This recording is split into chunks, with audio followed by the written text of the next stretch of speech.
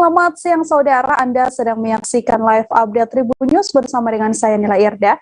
Seperti biasanya kami akan menyajikan informasi teraktual dan juga menarik dari berbagai daerah yang akan dilaporkan secara langsung oleh reporter lapangan kami. Kita jelang, inilah live update selengkapnya.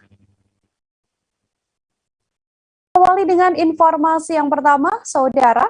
Hoirul Sahri Asmorohadi, jemaah haji asal Pontianak, mendapatkan keberuntungan saat berada di Madinah, Arab Saudi, sebab kehilangan dompet yang berisi uang senilai 20 juta rupiah. Namun uang tersebut ternyata masih menjadi rezeki dari Hoirul. Dompet tersebut disimpan oleh petugas hotel dan kini telah dikembalikan pada Hoirul. Untuk mengetahui bagaimana informasi dan juga cerita selengkapnya terkait adanya jemaah haji yang sempat kehilangan uang ini, saudara, ada Aji Bramastra di sebelah sana yang sudah tersambung bersama dengan kami dan akan memberikan informasi lebih lengkapnya untuk Anda. Halo Aji, silahkan dengan laporannya. Dari Madinah, saya melaporkan ada imbauan dari Kementerian Agama, khususnya dari panitia penyelenggara ibadah haji, agar jemaah Indonesia sekali lagi diimbau untuk tidak membawa banyak uang. Ini karena sejumlah peristiwa jemaah Indonesia kehilangan uang pernah terjadi. Kita menarik persaksi dari seorang jemaah haji asal Pontianak, yakni Bapak Hoirul Sahri Asmorohadi. Beliau sempat kehilangan uangnya, kehilangan tas berisi uang senilai total 20 juta rupiah. Uang itu diletakkan di dalam tas, kemudian Hoirul lupa bahwa tasnya ini masuk ke dalam kamar. Namun demikian, hari Kamis dia kehilangan, kemudian dia memutuskan untuk mencari, tidak ketemu. Beruntung dia bisa menghubungi petugas ibadah haji Indonesia. Dari sana petugas dari bagian linmas atau linja atau perlindungan jamaah berusaha melacak tas tersebut, dan beruntungnya tas tersebut ternyata masih utuh, berikut dengan uang di dalamnya karena masih disimpan oleh petugas hotel. Basit dari perlindungan jamaah di Madinah mengingatkan agar jemaah haji Indonesia tidak membawa uang karena pada dasarnya semua kebutuhan haji di tanah suci sebetulnya sudah ditanggung oleh pemerintah dari panitia, sehingga jemaah diminta untuk fokus ibadah saja, tidak perlu membawa uang yang berlebihan. Demikian, Mila. Ya, terima kasih banyak Aji Bramastra, saudara melaporkan langsung dari Madinah, Arab Saudi. Wartawan kami tadi juga telah menghimpun wawancara dengan jemaah haji asal Pontianak, Hoirul Sahri Asmorohadi. Berikut liputan lengkapnya untuk Anda. Tas itu ketinggalan pada hari Kamis, kalau nggak salah, itu ketika saya baru datang dari bandara Madinah, dari Ang Nadim. Dari Ang Nadim saya terbang sini, tas di sini, numpuk koper gede, banyak-banyak. Ya otomatis sibuk dong. Nah udah, saya duduk di kursi ini, tapi ngadepnya ke sana. Saya kan memang kaki saya sakit, jadi istri saya mungkin nggak sampai hati, tasnya dikasihkan saya, dibawa sendiri. Itu mungkin lupa di sana. Terus ngehnya atau selama sore kita ganti baju, ini baru tahu telepon saya, Mas tasnya hilang gitu. Nah sejak itu saya bercari lah lewat Karom, paling banter di WA. Waktu itu hari ketiganya saya baru tahu kalau di samping hotel itu ada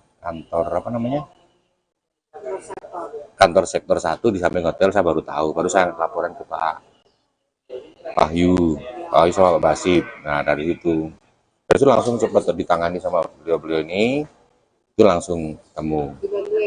Ya, yang jelas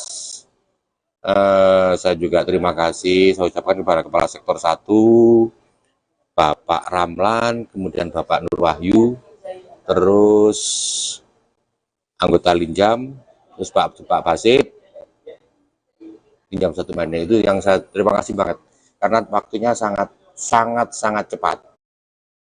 Kita beralih ke informasi selanjutnya, Saudara. Pencarian 7 pekerja migran Indonesia korban kapal tenggelam di perairan Pulau Putri Nongsa pada Rabu kemarin kembali dilanjutkan. Memasuki hari ke-6 pencarian, tim SAR gabungan berharap upayanya dapat membuahkan hasil. Operasi SAR ini, tim gabungan memperbanyak koordinasi dengan nelayan sekitar. Kepala Basarnas Tanjung Pinang Slamet Riyadi juga mengatakan bahwa tim gabungan sudah langsung bergerak ke lokasi pencarian setiap harinya dengan memperkuat koordinasi dengan nelayan pulau sekitar.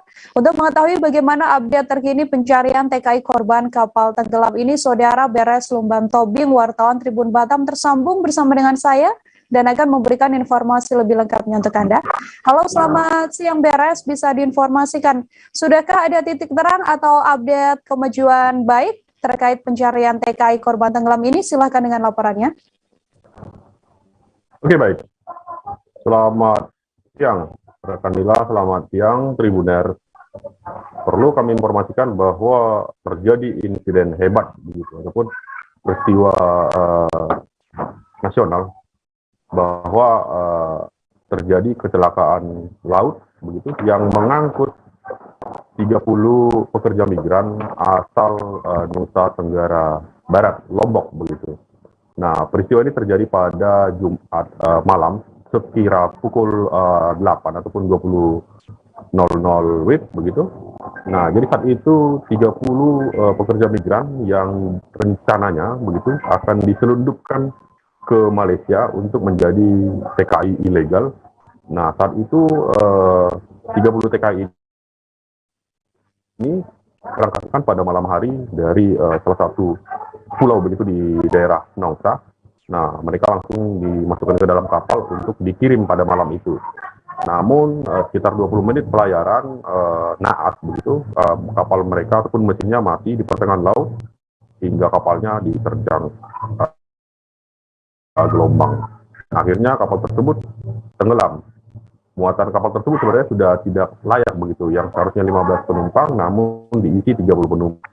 Nah, akhirnya dalam peristiwa itu 23 berhasil diselamatkan dan 7 orang sampai saat ini masih dalam operasi pencarian. Hari ini sudah memasuki hari ke-6, namun belum ada tanda-tanda ditemukannya korban. Nah, sementara 23 korban lainnya tersebut saat ini sudah dalam penanganan ataupun di shelter BP2MI Kepulauan Riau. Mereka sudah mendapatkan penanganan dari medis dan BP2MI. Nah, jadi Tribuner, untuk perkara ini masih dalam proses penyidikan begitu. Nah, apakah penyebab, apakah sebab dan dampaknya begitu, itu masih dalam proses penyidikan oleh pihak Angkatan Laut, dalam hal ini Lanal Batam. Jadi Tribuners, kemarin kita langsung turun ke laut begitu untuk menyaksikan langsung bagaimana proses evakuasi ataupun pencarian oleh tim SAR gabungan. Jadi peristiwa ini sudah dijadikan peristiwa nasional. Hal itu disampaikan langsung oleh Kepala Basarnas Kota Tanjung Pinang. Dalam hal ini untuk upaya pencarian sudah melibatkan unsur SAR gabungan baik dari Bakamla, Lanal, Bea Cukai, dan unsur lainnya yang ada di Kota Batam. Upaya pencarian juga sudah dilakukan perluasan hingga ke perairan Lagoy. Dari koordinat itu seluas 20 nautical gitu. Namun sampai hari ini upaya pencarian masih belum membuahkan hasil. Nah, kita juga sudah bertemu langsung dengan beberapa korban yang selamat. Mereka berharap begitu dari pemerintah setempat mereka dapat dipulangkan ke kampung halaman mereka masing-masing. Ya, mungkin demikian rekan Nila, terima kasih. Ya, Beres Lumban Tobing, wartawan Tribun Batam, Saudara, melaporkan terkait update terkini pencarian adanya sejumlah TKI yang tenggelam dalam perjalanan. Wartawan kami juga telah menghimpun wawancara dengan Kepala Basarnas Tanjung Pinang Slamet Riyadi. Berikut kami hadirkan liputan lengkapnya untuk Anda. Sampaikan terkait operasi pelaksanaan pencarian hari keempat ini sudah seperti apa, Pak? Terima kasih. Kami tim SAR gabungan hari ini melaksanakan kegiatan operasi hari keempat. Yang tadi pagi kendala dengan cuaca, tapi sekarang tim sedang bergerak ke lapangan menyesuaikan sesuai dengan SAR map perhitungan yang berdasarkan dari perhitungan BMKG. Itu kami sudah membagi wilayah untuk pelaksanaan area pencarian. Ada berapa regu, Pak? Yang di lapangan ada 8 unsur yang terlibat, tapi kami dari tim SAR gabungan termasuk dibantu masyarakat untuk area pencarian. Kalau untuk zona wilayah pencariannya itu Pak, apakah setiap itu ada penambahan area pencarian? Ya, kami disesuaikan dengan perhitungan SARMED. Data arus, cuaca, dan pasang surut yang diberikan oleh BMKG, tiap hari pasti akan ada penambahan. Hari ini kita tambah menjadi 15 nautical mile. Untuk waktu pencarian tetap nanti mengacu kepada aturan yang sudah berlaku, artinya 7 hari itu atau apakah ada penambahan nantinya? Ya, untuk pencarian memang kita sesuai SOP, 7 hari kita pelaksanaan. Ini udah hari keempat. Ya, kami mengharapkan korban bisa ditemukan. Untuk pencarian di lapangan disesuaikan dengan kondisi cuaca. Apakah ada kendala pencarian, Pak? Untuk sementara masih pasang surut air itu mempengaruhi. Tadi pagi kendala cuaca, hujan cukup.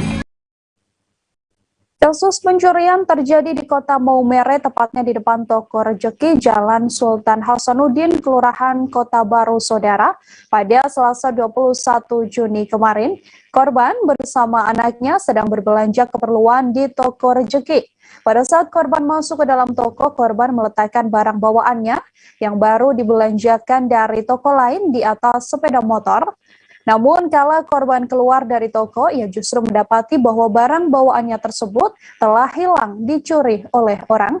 Untuk mengetahui bagaimana informasi selengkapnya, sudah tersambung bersama dengan saya Arnold Welianto, wartawan Tribun Flores, yang akan memberikan informasi lebih lengkapnya untuk Anda. Selamat siang Arnold, silakan dengan laporannya.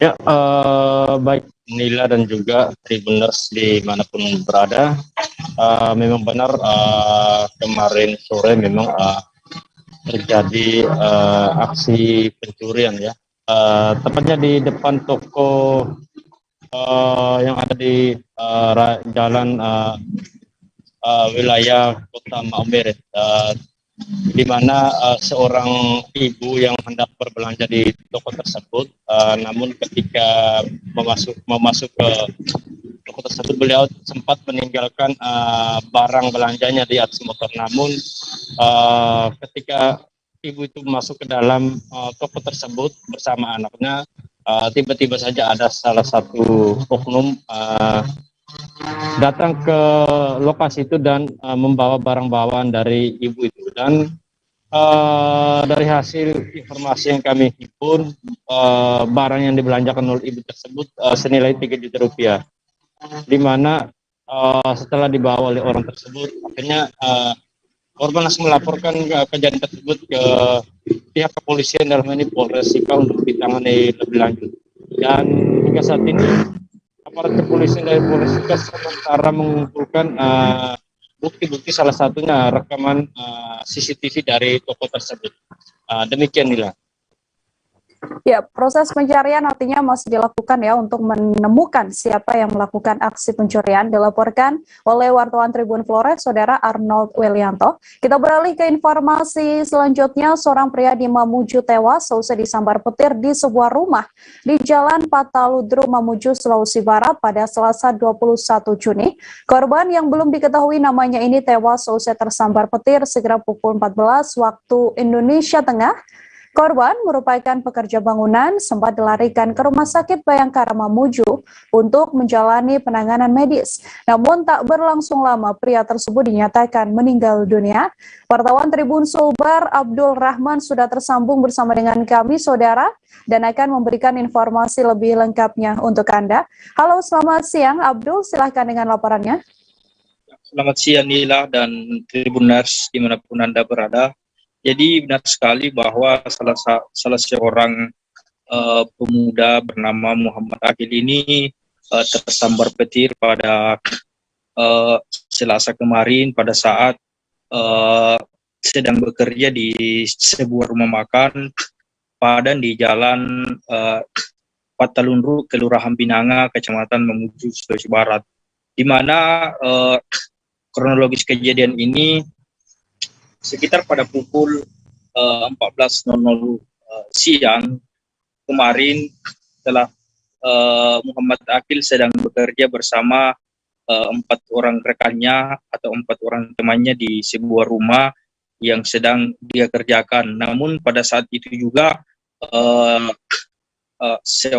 Muhammad Akil pada saat bekerja tidak memegang besi dan kemudian tersambar petir, dan pada saat itu juga warga setempat langsung ramai dan melihat kondisi Akil yang saat itu sedang kritis pada saat usai disambar petir. Dan kemudian pihak pemilik rumah makan tersebut langsung berkoordinasi dengan pihak rumah sakit Bayangkara Mamuju untuk dilarikan ke rumah sakit. Namun pada saat di rumah sakit, pria bernama Muhammad Akil ini meninggal dunia karena mengalami bagian tubuhnya itu terluka akibat sambaran petir, sehingga Muhammad Akil ini langsung dibawa keluarganya ke kampung halamannya di Kecamatan Malunda, Kabupaten Majene untuk dikebumikan. Sementara pihak pemilik rumah sendiri sudah menanggung semua biaya rumah sakit, kemudian biaya pemakaman almarhum Muhammad Akil yang tersambar petir tersebut. Seperti itu, Nila. Baik, terima kasih banyak Abdul Rahman, wartawan Tribun Sulbar, atas laporan Anda. Selamat bertugas kembali. Kita beralih ke informasi selanjutnya, Saudara. Warga Desa Mentigi, Kecamatan Membalong, Kabupaten Belitung dihebohkan dengan penemuan sesosok mayat mengambang di pinggiran pantai pada Selasa pagi. Lelaki yang diketahui bernama Endang Junaidi ini merupakan security di perusahaan pasir PT Sriyudi Alam Perkasa yang berlokasi di desa setempat.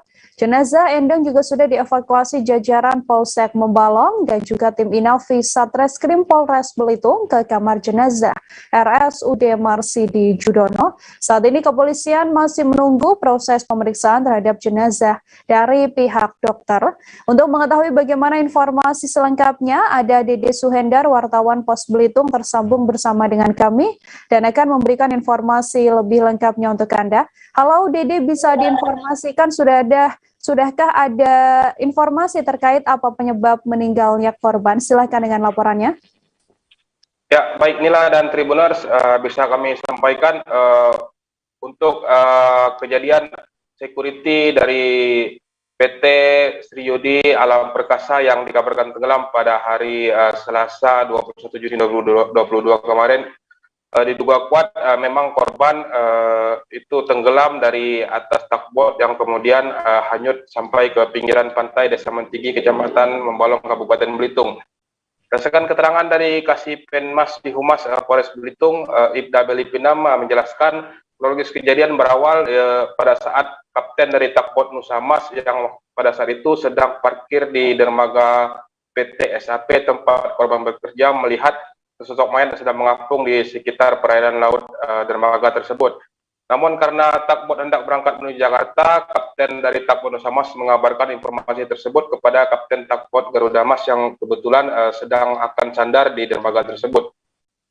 Namun ketika rombongan dari Polsek Membalong dibantu dengan anggota Koramil serta Inapis dari Satreskrim Polres Belitung menyusuri lokasi, pada malam hari Senin tanggal 20 Juni 2022 tidak menemukan sesosok mayat yang dinyatakan hilang tersebut. Namun pada hari Selasa kemarin, tepatnya sekitar pukul 6.40 WIB, seorang nelayan bernama Billy menemukan jenazah yang dimaksud berada di pinggir pantai Desa Mentigi, Kecamatan Membalong, Kabupaten Belitung ketika hendak berangkat melaut. Setelah melapor kepada kepala desa setempat dan diteruskan kepada Polsek Membalong, jenazah yang diketahui ternyata bernama Endang Junaidi itu langsung dievakuasi menuju RSUD Marsidi Judono, Kecamatan Tanjung Pandan. Berdasarkan keterangan yang dihimpun dari kepolisian, dari Kapten Takbot Garuda Mas sempat melihat korban itu sekitar pukul 18.20 sempat menyantap makan di atas takbot. Namun kemudian setelah menyantap makanannya, korban pergi dan sudah tidak terlihat oleh rombongan kapten maupun ABK dari takbot tersebut. Oleh sebab itu, polisi menduga korban sementara ini dinyatakan jatuh dari atas tugboat, kemudian hanyut terbawa gelombang hingga ke tepian pantai. Demikian Nila. Baik, saudara, untuk mengetahui informasi lebih lengkapnya, wartawan kami juga telah menghimpun wawancara dengan kerabat korban bernama Ujang. Berikut liputannya untuk Anda. Lihatnya itu jam 6 masih di laut gitu, pinggir pantai. Tapi infonya udah semalam. Dari semalam infonya. Semua juga karena kan belum lihat siapa-siapanya kan. Tuh dari semalam udah ada info, jam 1 itu udah ada info katanya. Saya juga tadi pagi sama yang jelasnya tuh dari tukang ini siapa, supir juga teman gitu. Pas agak siangan dikit, wah itu Pak Endang katanya, yang meninggal itu yang mayat Pak Endang. Baru saya langsung meluncur ke sana sama teman kan, masih di samping laut itu di bawah pantai, masih belum diangkat, masih kena ombak gitu. Pak, selama Bapak tahu orangnya Pak Endang itu gimana Pak? Ada nggak musuhnya di tempat kerja atau gimana sejauh ini? Nggak ada ya Pak?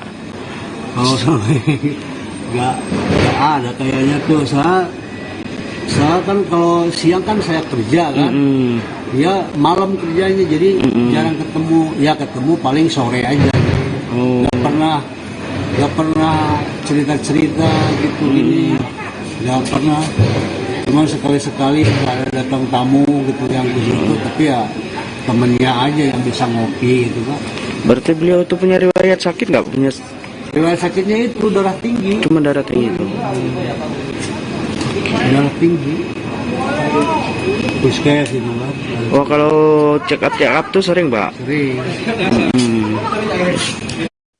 Kita beralih ke informasi selanjutnya dari Jambi, saudara. Hingga saat ini pihak kepolisian masih terus memburu kelompok geng motor sadis yang terus meresahkan masyarakat di kota Jambi. Setelah kasus ini kembali mencuat, kini total 13 pelaku telah berhasil ditangkap tim gabungan Majan Reskrim Polresta Jambi dan juga Resmob Polda Jambi.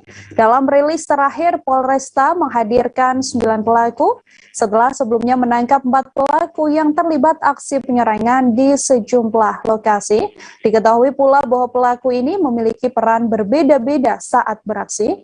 Untuk mengetahui informasi selengkapnya, Aryo Tondang, wartawan Tribun Jambi, tersambung di sebelah sana dan akan memberikan informasi selengkapnya untuk Anda. Halo Aryo, silakan dengan laporannya. Baik, terima kasih. Selamat siang untuk Bila dan Tribuners. Kami kembali informasikan bahwasanya memang dalam 2 pekan terakhir, kota Jambi memang sedang diresahkan dengan kehadiran sekelompok geng motor yang didominasi pelakunya adalah remaja. Nah, ini merupakan hal yang kembali terjadi setelah beberapa bulan lalu beberapa tersangka dan pentolan geng motor diamankan. Namun kembali berulang setelah ada salah satu atau lebih dari 3 orang kepala geng motor bebas, kemudian kembali ke kelompoknya dan melakukan aksi. Nah, sampai saat ini Nila ada 13 pelaku yang diamankan, dengan tercatat ada 3 atau 4 orang kepala geng motor yang turut diamankan. Nah, hasil dari pemeriksaan pihak kepolisian, khususnya dari Satreskrim Polresta Jambi, mencatat saat ini ada 8 orang yang menjadi masuk resmi dalam daftar pencarian orang.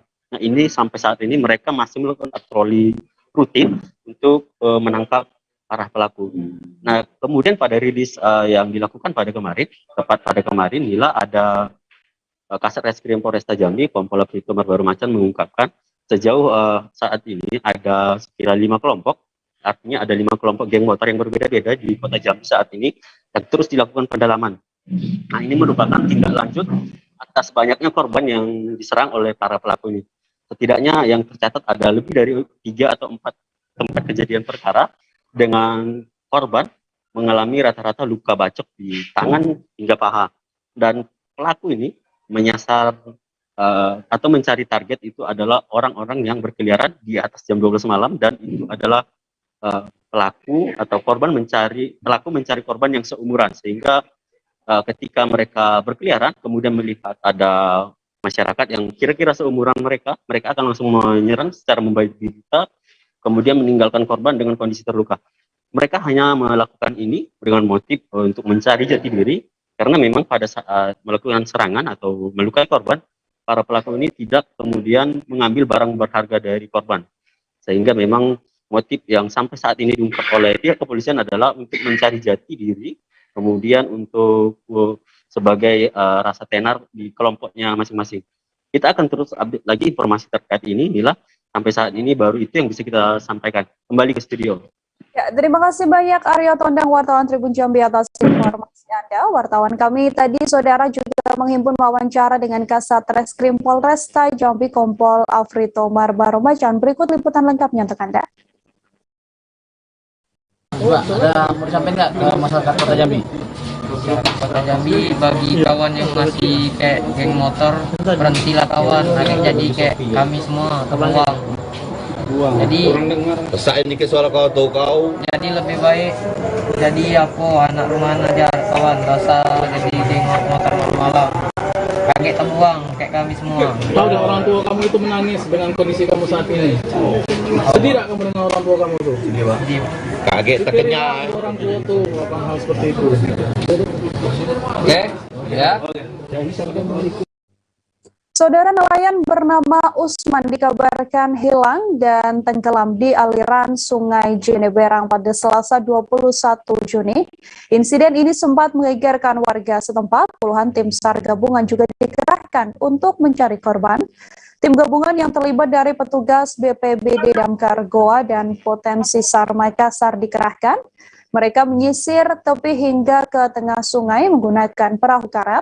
Tim penyelam juga sekira 5 orang turut dikerahkan untuk mencari korban. Mengetahui informasi lebih lengkapnya sudah tersambung Said Zulfadli, wartawan Tribun Timur, yang akan memberikan informasi lebih lengkapnya untuk Anda, saudara. Said, selamat siang. Silahkan dengan laporannya. Ya, terima kasih Nila. Di mana korban diketahui bernama Usman Deng Laja. Pada Senin sore hari ia menjala ikan di sungai, di sekitaran Sungai Jeneberang, Kabupaten Goa, Sulawesi Selatan. Nelayan tersebut memang sudah puluhan tahun mencari ikan di Sungai Jeneberang, Kabupaten Goa. Pada saat itu menjelang maghrib ia sempat menyapa salah satu saksi yang bernama Gendon. Gendon dan Deng Laja itu saling menyapa, bahkan Mas Gendon sebagai saksi sempat memanggil korban untuk segera naik lantaran hari sudah mulai malam. Namun teguran tersebut itu dihiraukan oleh korban. Menurut saksi, sekira 5:30 sore itu korban masih berada di Sungai Jeneberang, Kabupaten Goa, yang sedang menjala ikan. Menurutnya korban itu tidak seperti biasanya. Ia diduga sedang mabuk dan sempat tertidur di atas perahunya ketika menjala ikan di Sungai Jeneberang. Tak lama kemudian saksi Gendon pun kembali dan menurut keterangan kakak korban juga ia sekira pukul 8 malam pada Senin kemarin itu ditemukan kapalnya, namun Usman sudah tidak berada di atas perahu tersebut. Setelah tidak pulang sehari, pada Selasa kemarin itu pihak keluarga korban berinisiatif untuk melaporkan ke pihak BPBD dan tim SAR gabungan, sehingga dilakukan pencarian dan dikerahkan puluhan tim SAR gabungan, baik itu dari tim rescue Damkar Goa, BPBD, tim SAR Potensi SAR Makassar, turut membantu pencarian nelayan yang bernama Usman Deng Laja ini. Namun pencarian tersebut belum membuahkan hasil, sehingga pencarian dihentikan sementara dan dilanjutkan tadi pagi. Sebelum dilakukan pencarian, ternyata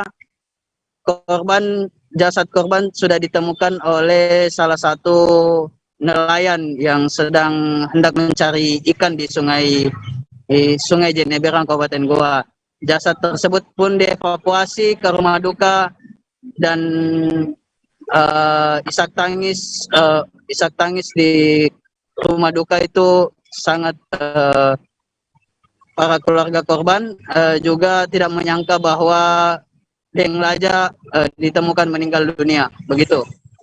Inilah. Ya, terima kasih banyak Sayyid Zulfadli, wartawan Tribun Timur atas informasi Anda. Untuk mengetahui informasi lebih lengkapnya, saudara juga telah terhimpun wawancara dengan Kasih Penyelamatan Dinas Pemadam Kebakaran Goa Sulhaifa dan juga keterangan dari saksi. Berikut liputannya untuk Anda. Baik, untuk rescue damkar Goa, kami melakukan personil sebanyak 5 orang, dibantu dari teman-teman Tagana dan untuk membackup personil dari Badan Bencana Kabupaten Goa. Ini proses apa ini Pak? Memang proses evakuasi Pak? Ini sementara kami lakukan proses pencarian korban. Pencarian korban Pak ya? Informasi awalnya korban tenggelam di mana Pak? Informasi awal korban tenggelam di tepi sungai saat memasang alat pencarian. Sementara kami gunakan satu perahu dari Badan Bencana. Nggak dikasih bunyi dia, kan barunya ada mati mesinnya itu. Biasa dikasih bunyi sih, tapi nggak dikasih bunyi. Sekitaran jam berapa kita lihat Pak? Jam 5:30 lebih. 5:30 kita lihat ya. Pokoknya masjid mau bunyi lah. Dia sempat sapa kita. Sapa? Dia menyapa saya. Saya maaf mas, nggak tahu kalau kita di situ Ji. Saya kan asik-asik mancing Ji, enak. Kan biasa kalau jam-jam segitu kan saya kan mancing. Gitu, jadi ya untuk menghilangkan kesal lah gitu. Dia lewat, begitu. Jadi ini Bapak posisinya, maksud saya sempat tertidur di atas perahu. Iya. Bagaimana posisinya Pak? Begini posisinya. Begini Pak. Begitu. Kalau mabuknya sih mabuk dia. Mabuk kita lihat Pak ya. Mabuknya nggak kayak. Pemuda asal Banda Aceh, warga Banda Aceh ini saudara diringkus kepolisian dari Polresta Banda Aceh pada Sabtu 18 Juni karena terlibat kasus pencurian sepeda motor. Pelaku melakukan pencurian sepeda motor Yamaha Vixen dengan plat kendaraan BL5468DAL milik Ilham Al-Farisi di sebuah bengkel di kawasan Baitussalam, Aceh Besar. Tak sampai sehari, kepolisian juga langsung menangkap pelaku. Penangkapan terhadap pelaku ini dilakukan di kawasan Lamlumpu, Aceh Besar. Informasi lebih lengkapnya, Saudara Muhammad Nasir, wartawan Serambi News, sudah tersambung bersama dengan kami dan akan memberikan informasi lebih lengkapnya untuk Anda. Halo, selamat siang Nasir, silakan dengan laporannya. Dev, saya laporkan dari Banda Aceh bahwa pada Sabtu lalu terjadi pencurian sepeda motor di Desa Bait, Aceh Besar, pada sebuah bengkel yang saat itu sudah tutup. Pencuriannya merupakan seorang pemuda 29 tahun asal Banda Aceh. Nah, setelah melakukan pencurian sepeda motor dengan menggunakan kunci T, pelaku mencoba menyembunyikan barang bukti dan bersembunyi. Namun polisi yang melacak keberadaan pelaku hanya butuh waktu 24 jam untuk menangkap. Jadi pada malam selanjutnya pelaku berusia 29 tahun ini ditangkap di sebuah rumah di kawasan Lamlumpu, Aceh Besar, masih di kabupaten yang sama. Saat ditangkap pelaku tidak bisa berkutik karena di kantong celananya ditemukan kunci T yang digunakan untuk membobol hasil curiannya. Dan saat ini pelaku masih ditahan di sel Polresta Banda Aceh. Dan polisi masih mengembangkan kasus ini untuk mencari apakah pelaku ini terkait dengan sindikat pencurian sepeda motor yang lain. Perlu diketahui bahwa saat ini pencurian sepeda motor memang sedang marak di Kota Banda Aceh. Oke, terima kasih banyak Nasir, wartawan Serambi News melaporkan saudara terkait adanya seorang pelaku pencurian sepeda motor. Kita lanjutkan ke informasi lain dari Solo, Jawa Tengah. Puluhan supporter rombongan dari PSIS Semarang diserang di Jalan Solo Semarang. Bentrokan terjadi di wilayah Bangat, Kecamatan Banyudono pada Selasa 21 Juni. Insiden ini bermula saat ada belasan Panser Biru yang melaju kencang dari arah Solo Semarang Semarang dan tiba-tiba berhenti di pertigaan Bangak yang banyak anggota kepolisian. Dengan tergopoh-gopoh, 2 orang pengendara yang mengaku sebagai supporter itu meminta tolong karena mereka telah diserang oleh pengendara lain. Tak lama, supporter lain dalam jumlah yang lebih banyak juga tiba di pos polisi Bangak dengan keluhan yang sama. Untuk mengetahui bagaimana informasi lebih lengkapnya, saudara wartawan Tribun Solo Triwidodo tersambung bersama dengan kami dan akan memberikan informasi lebih lengkapnya untuk Anda. Halo Tri, silakan dengan laporannya. Ya, inilah dan itu dapat saya sampaikan bahwasanya tadi malam usai gelar derby Jawa Tengah antara PSIS Semarang melawan Persib Solo telah terjadi tindakan yang tidak diinginkan, yaitu dugaan penyerangan terhadap supporter dari PSIS Semarang. Peristiwa itu terjadi mulai sekira pukul 20.00 waktu Indonesia Barat. Saat itu ada beberapa orang pengendara yang melaju kencang dari timur sampainya di pos polisi Bangak, Kecamatan Banyuwangi, Kabupaten Boyolali. Pengendara tersebut kemudian berhenti dan berteriak histeris untuk meminta tolong kepada anggota polisi yang saat itu bertugas di pos polisi Bangak tersebut. Para pengendara ini mengaku baru saja mendapatkan serangan dari pengendara ataupun warga sekitar yang ada di jalan raya Solo Semarang tersebut. Mereka mendapat serangan yaitu dengan dipantal ataupun ditendang saat berkendara. Ada juga yang dilempari dengan batu oleh warga ataupun masyarakat yang ada di sekitar jalan raya Solo Semarang tersebut. Kemudian rombongan dalam jumlah yang lebih banyak lagi ataupun dari supporter dari PSIS Semarang yang baru saja menyaksikan pertandingan langsung di Stadion Manahan datang di pos polisi Bangak tersebut dalam jumlah yang banyak. Hanya saja mereka mengalami nasib yang sama, yaitu mendapatkan serangan dari pengendara lain yang berasal dari atau pengendara yang melaju kencang membuntuti di belakangnya. Bahkan ada satu orang supporter yang mengaku supporter PSIS Semarang itu mendapatkan luka yang cukup parah pada bagian wajahnya. Dia diduga tersabet ataupun terkena senjata tajam yang dilakukan oleh pengendara yang melaju kencang di belakangnya. Kemudian polisi yang mengetahui hal tersebut langsung melakukan upaya dengan mengamankan para supporter ini. Seluruh supporter kemudian dihentikan sementara untuk menunggu supporter yang lainnya yang melaju dalam ataupun yang rombongan yang melaju di belakangnya dalam jumlah yang lebih banyak. Namun gesekan ataupun supporter PSIS Semarang kembali pecah saat tepatnya di depan pabrik Ciki ataupun di persimpangan Jalan Duko Peni, di mana ratusan supporter ataupun yang mengendarai sepeda motor kemudian dihajar ataupun dilempari oleh warga sekitar, dan ada juga pengendara yang membuntuti. Bentrokan pun sempat terlihat begitu di pertigaan tersebut. Kemudian anggota polisi melakukan upaya pembubaran paksa terhadap aksi ataupun terjadinya gesekan itu dengan menembakkan gas air mata. Namun meskipun telah dilakukan penembakan gas air mata, sejumlah warga yang bersembunyi di dalam gang, mereka masih berusaha untuk melempari batu ke arah jalan raya Solo Semarang dari gang mereka untuk bersembunyi.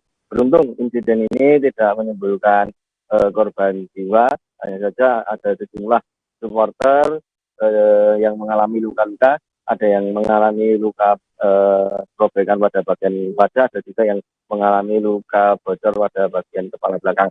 Selain mengakibatkan supporter terluka, dalam insiden pecahnya supporter PSIS Semarang yang ada di bulan ini juga mengakibatkan seorang pengemudi truk box yang kebetulan melaju dari arah Semarang menuju Solo, tiba-tiba dilempar batu oleh orang yang tadi dikenal. Saat itu truk box yang berwarna kuning ini melaju dari arah barat, sesampainya di sekitaran wilayah Bangak.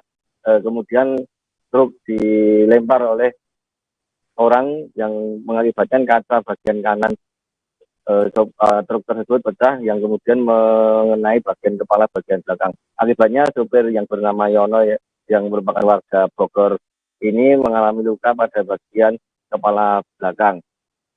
Inilah.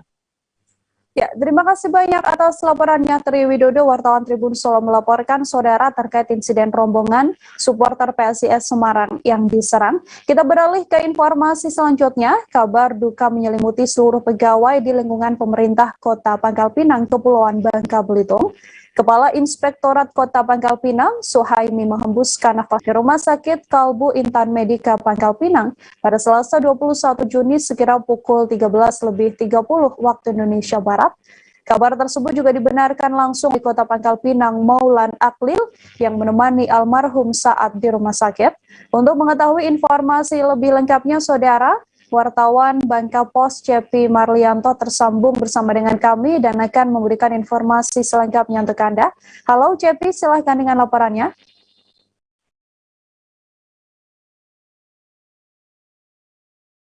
Ya, selamat siang Cepi Marlianto, wartawan Bangka Pos, silahkan dengan laporan Anda.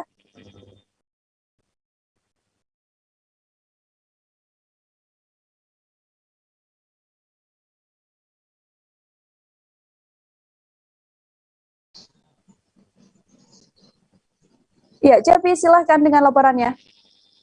Ya, baik. Terima kasih rekan Nila. Memang kabar duka sempat memang sejak kemarin menyelimuti seluruh pegawai di lingkungan pemerintah Kota Pangkal Pinang, Provinsi Kepulauan Bangka Belitung.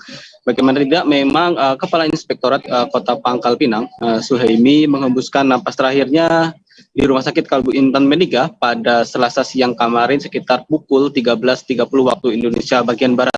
Sebelumnya memang Suhaimi sendiri sempat tak sadarkan diri saat tengah mengikuti rapat di ruang kerja Wali Kota Pangkal Pinang pada Selasa kemarin sekitar pukul 11 waktu Indonesia bagian Barat.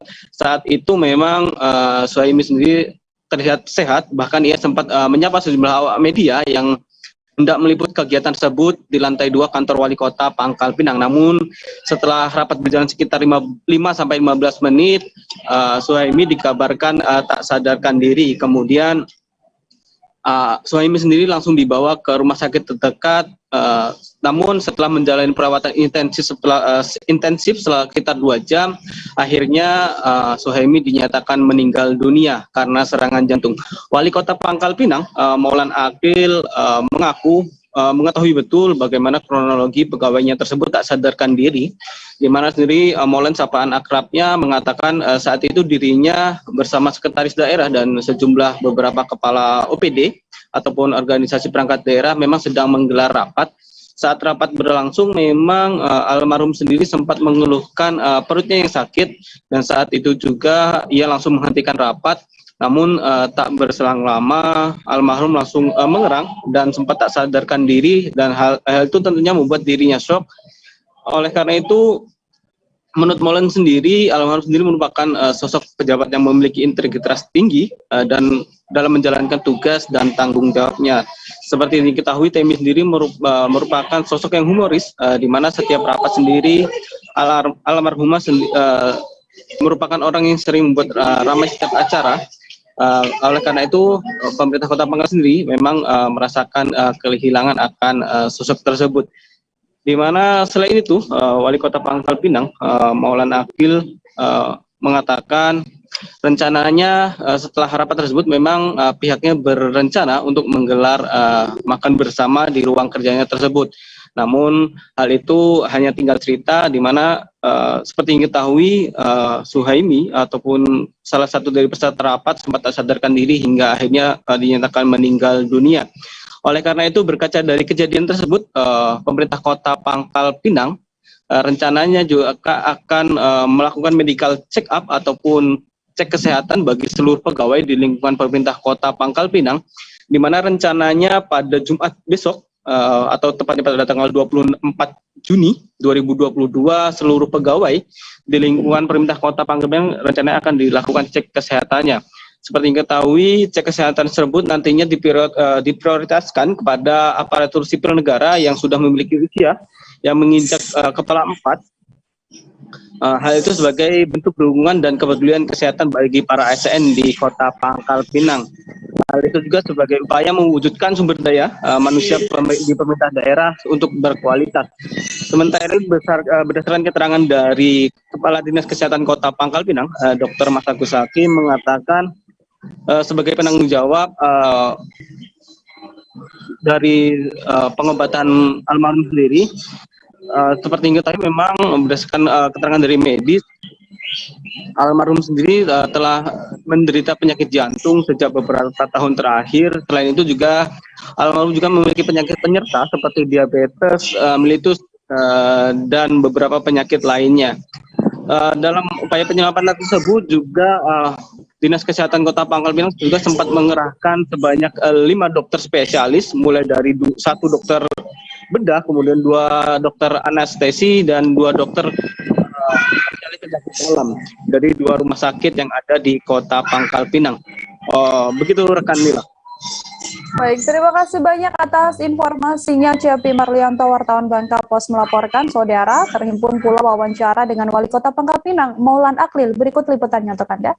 Kita berduka semua masyarakat Kota Pangkal Pinang, terutama kami para ASN kami yang di Kota Pangkal Pinang turut berduka cita pastinya dengan kehilangan seorang kepala dinas kami di Inspektorat Pak Suhaimi, Pak Temi panggilannya, bin Muhammad Tamrin, di umur yang ke-51 tahun. Beliau seorang yang humoris, kami kehilangan sosok yang humoris, dan sosok dia ini jarang ngeluh orangnya, dia bukan tipikal orang yang itu, dia happy terus, terus.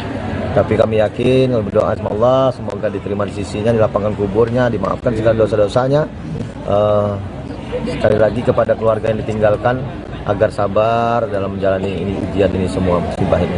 Rencana untuk check up ke pejabat. Ya, ini kan menjadi pelajaran bagi kita yang masih hidup ini, terutama bagi kawan-kawan di eselon 2, eselon 3 di kami ini. Mungkin Jumat ini pengen instruksikan yang bersama-sama dengan Kepala Dinas Kesehatan dan Rumah Sakit akan melaksanakan check up bersama, agar ini untuk jadi wanti-wanti ya, pembelajaran bagi kita semua. Di depan mata Pak Wali. Iya, di depan mata saya lagi rapat dengan beliau. Jadi ini memberi pelajaran bagi kita semua agar yang sehat ini, ya memang takdir maut itu sudah ada ya Allah semua, tapi kan kita berupaya. Kita bergeser ke Ternate, Saudara. Sultan Ternate Hidayatullah Syah lepas calon jemaah haji musim haji tahun ini dengan ritual adat Sisupu. Pelepasan calon jemaah haji ini digelar Sultan Ternate di Pendopo Kedaton Kesultanan Ternate, Maluku Utara pada Selasa 21 Juni. Di waktu yang bersamaan, Wali Kota Ternate Muhammad Tauhid Soleman juga melepas setidaknya 121 calon jemaah haji Kota Ternate di Gedung Duafa Center Ternate, Maluku Utara. Dalam sambutannya ini, Wali Kota Ternate berpesan agar selalu bersyukur bisa berangkat ke Tanah Suci.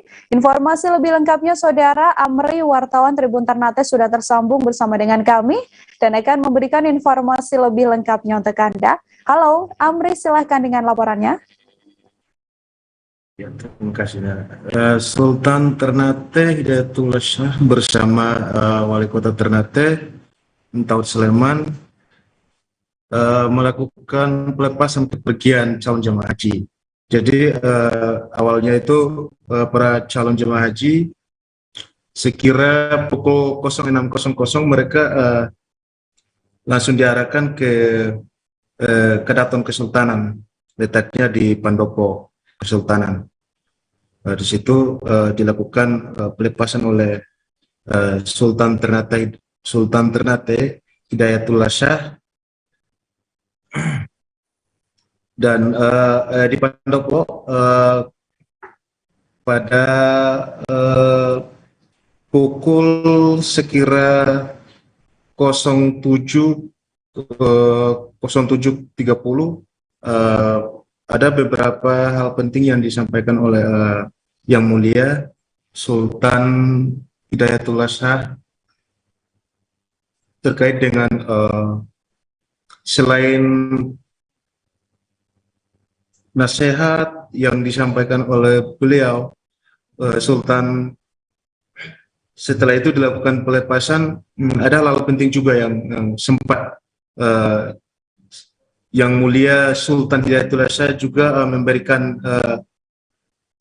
sedikit nasihat kepada para calon jemaah haji bahwa hakikat haji adalah kembali kepada diri kita sendiri.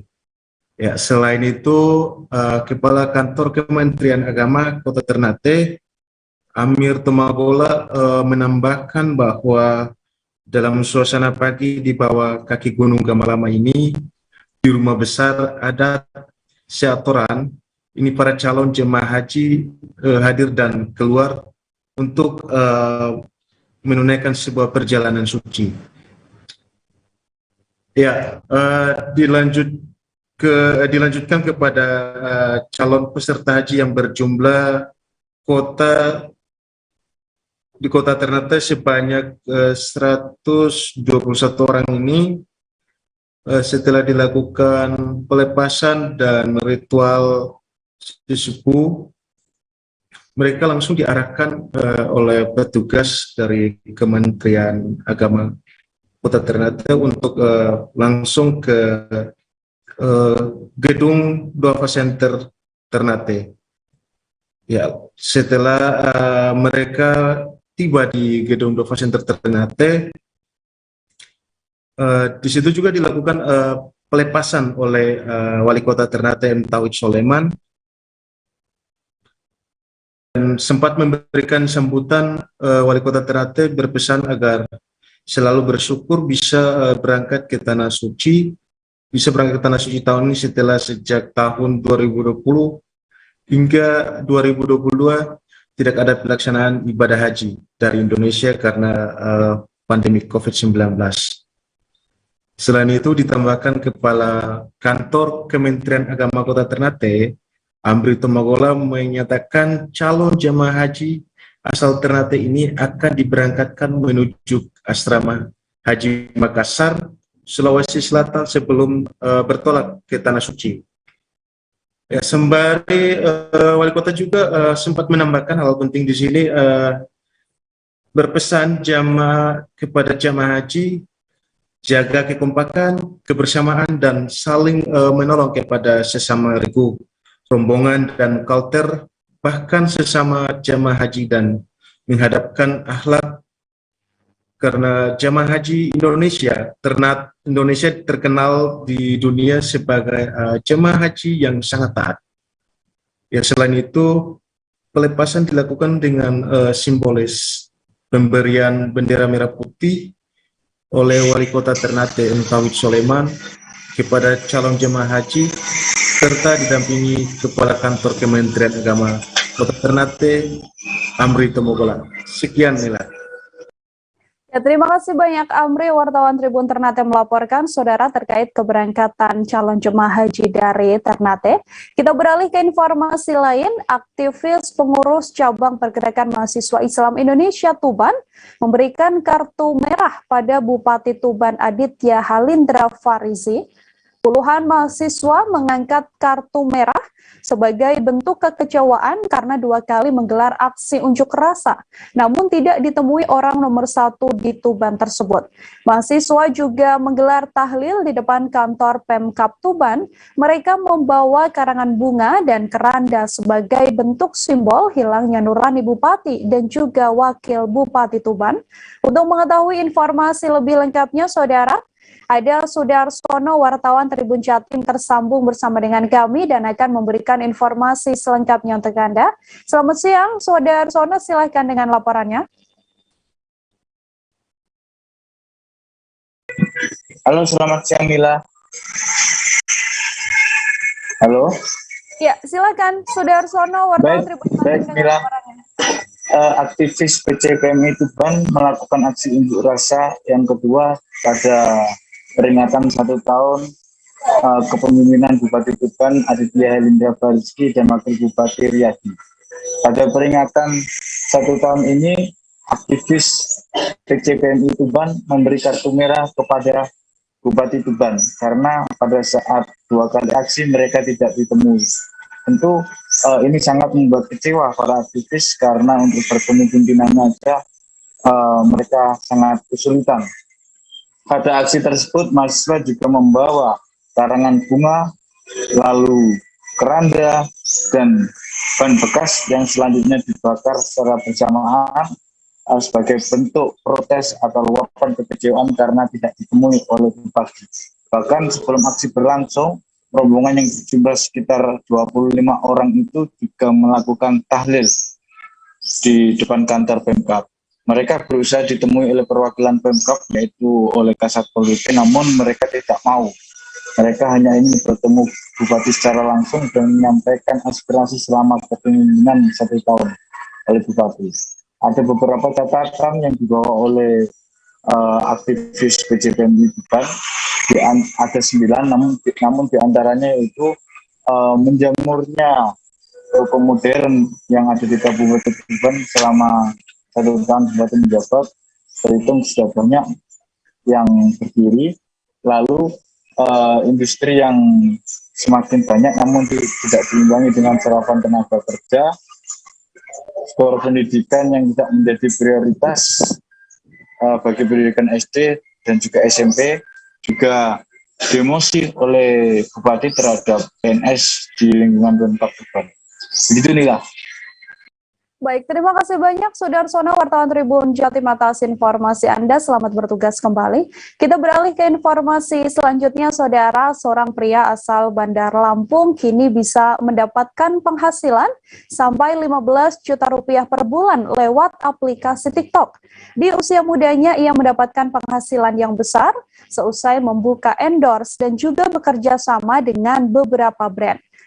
Hingga Juni 2022 ini, akun TikTok milik Rangga sudah memiliki 962 pengikut. 962.000 pengikut maksud saya. Akun TikTok @ranggajuans ini makin digemari seusai ia rajin posting dan membagikan video setiap harinya termasuk video make up. Untuk mengetahui bagaimana informasi selengkapnya, Saudara, wartawan Tribun Lampung Rio Pratama tersambung bersama dengan kami dan akan memberikan informasi lebih lengkapnya untuk Anda. Selamat siang, Rio, silahkan dengan laporannya. Oke, terima kasih rekan Nila atas kesempatannya. Baik, kembali jumpa dengan saya, Rio Pratama, reporter Tribun Lampung. Memang kemarin sempat kita temui salah seorang tim kreator atau pemilik akun TikTok Rangga Juan, yang memang notabene adalah seorang makeover yang biasa memake up atau bekerja sebagai tukang make up ya, Nila. Jadi memang di samping dia bekerja itu, dia memposting karya-karyanya melalui beberapa media sosial. Salah satunya yakni TikTok. TikTok Rangga sendiri bernama Rangga Juan. Beliau memang sering memposting tutorial make up secara singkat, padat, dan jelas. Dan respon dari netizen atau penonton TikTok cukup banyak hingga beliau bisa mendapatkan endorse hingga 15 juta per bulannya. Rangga menyatakan bahwa di TikTok juga bisa mendapat penghasilan lebih apabila mengikuti live yang sudah ditentukan aplikasi TikTok itu sendiri. Namun karena memang Rangga sibuk dengan aktivitas bekerja sebagai pemakeup, beliau hanya menerima endorse dari beberapa tawaran saja. Dia tidak mengikuti live yang sudah diarahkan oleh TikTok. Hingga sejauh ini memang Rangga masih terus aktif memposting. Setiap kali dia make up atau ketika dia mendapat pekerjaan, dia selalu posting di beberapa akun media sosialnya seperti YouTube, Instagram, dan di TikTok. Beliau menyatakan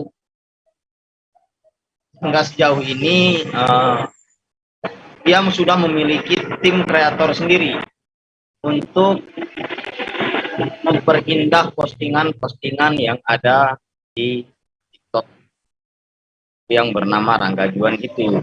Jadi memang menurut keterangannya mulai mempelajari atau mulai bergelut di media sosial sudah sejak 2 tahun lalu, dan hingga saat ini respon atau pengunjung TikToknya terus bertambah. Jadi begitu keterangan yang bisa kita sampaikan, inilah hasil wawancara kita dengan seorang pemuda asal Benar Lampung yang bernama Rangga dengan akun TikTok Rangga Juan. Dengan saya Rio melaporkan. Terima kasih banyak Rio Pratama, wartawan Tribun Lampung melaporkan. Saudara, kita lanjutkan ke informasi selanjutnya. Dimakamkan di kampung halamannya di Desa Simarmata, Kecamatan Simanindo, Kabupaten Samosir. Pada proses pemakaman, PDT WTP Simarmata hadir PJ Sekdakap Samosir Horaja Sitanggang, mewakili Pemkap Samosir. Putri pertama almarhum Dr. Neni Ika Putri Simarmata menguraikan bahwa sosok sang ayah di tengah keluarga. Ayah dari 4 putri dan 1 putra ini meninggal dunia di usia 67 tahun.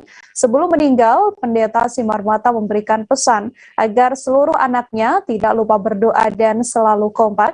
Untuk mengetahui informasi selengkapnya, saudara, ada Maurits, wartawan Tribun Medan tersambung bersama dengan kami dan akan memberikan informasi lebih lengkapnya untuk Anda. Halo Maurits, silakan dengan laporannya.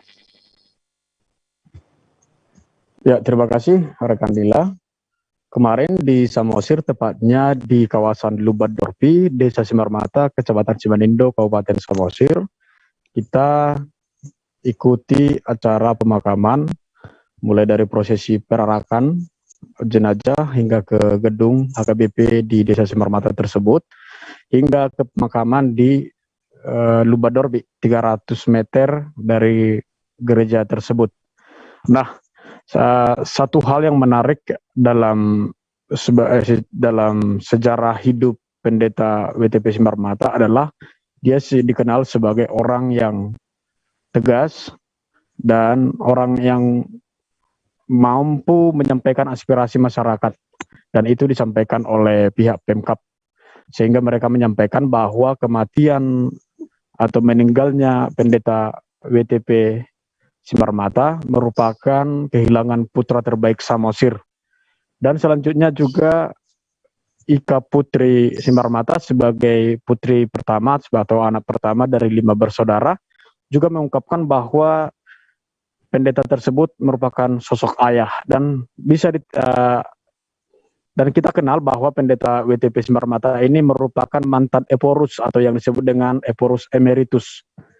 Jadi beliau juga pernah menjabat Sekretaris Jenderal HKBP selama 2 periode, dan kemudian dia menjadi Eporus atau pimpinan tertinggi di gereja HKBP, Huria Kristen Batak Protestan. Dalam prosesi pemakaman tersebut kemarin, yang memimpin ibadat dan juga mengantarkan jenazah hingga menguburkannya, yakni pendeta atau Eporus HKBP Pendeta Robinson Butar-Butar, pemegang tampuk pertama lah di HKBP begitu. Nah, kesan dari masyarakat sekitar juga bahwa beliau adalah sosok yang baik, ramah, dan juga punya banyak pengalaman serta menjadi motivator dan inspirator bagi banyak orang. Hal tersebut juga disampaikan oleh putrinya sendiri dan juga Pendeta Robinson Butar-Butar selaku Eporus HKBP. Demikian, Nila. Baik, terima kasih banyak Maurits, wartawan Tribun Medan atas informasi Anda, dan juga telah terhimpun saudara wawancara dengan putri pertama Pendeta WTP Simarmata, kemudian ada wawancara juga dengan Pendeta Robinson Butar-Butar. Berikut liputannya untuk Anda. Kita keluarga melihat ataupun punya pengalaman banyaklah bersama dengan beliau.